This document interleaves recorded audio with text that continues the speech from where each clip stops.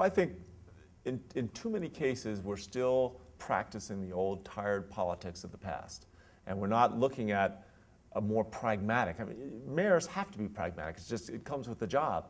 And whether homelessness, a classic example. We went out and we measured how many homeless we had, how much were we spending, $40,000 per person per year on the chronically homeless to perpetuate lives of misery. We can spend less than half of that and put that person in a shelter, give them wraparound services and counseling and job training, get them into a job, and suddenly we're actually saving money at the same time we're doing something humanitarian. The key for the federal government is to see, hey, these folks down on where the rubber meets the road, we're fixing potholes, we're trying to make our cities safer, we're trying to solve issues around healthcare, make sure that everyone is included in that safety net.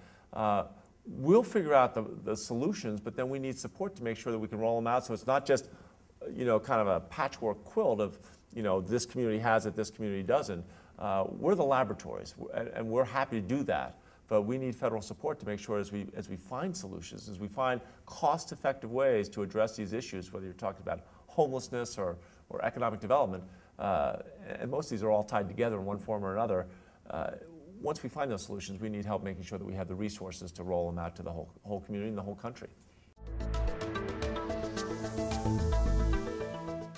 Poverty is no longer concentrated to just the downtown area. We're seeing greater diversity of issues in the suburbs, greater homelessness, greater challenges in public schools, greater issues around safety and public safety in the suburbs. As these challenges become spread through whole metropolitan areas, I think we're going to lose that, again, the past experience of suburbs versus downtowns. We're getting to the point now where whole metropolitan areas are realizing, gosh, if we all link arms and work together on these things, we can actually figure some of this stuff out. And ultimately, I think that's what any presidential agenda has to get to, is a point where we start solving problems instead of just throwing money at them.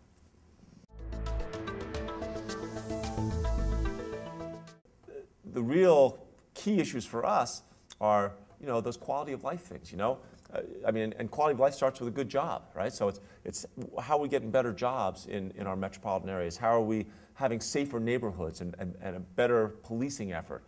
How are we fixing our public education systems?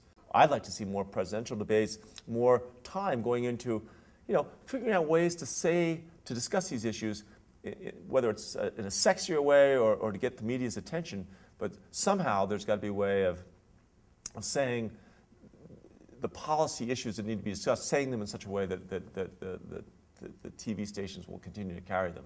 I had a great writing teacher in college who said, everything has been said, but not everything has been said superbly, and even if it had, everything must be said freshly again and again. And ultimately, that's what we've got to start doing, is finding fresh ways to talk about public education so people aren't bored by it or turned off by it. How do we talk about, making our neighborhoods safer, getting kids to stay in school and not join gangs? I mean, people have heard it discussed so many times, they put up their psychological walls. Part of, I think, our national debate should be how do we break those walls down and get people to come to the table and start finding solutions.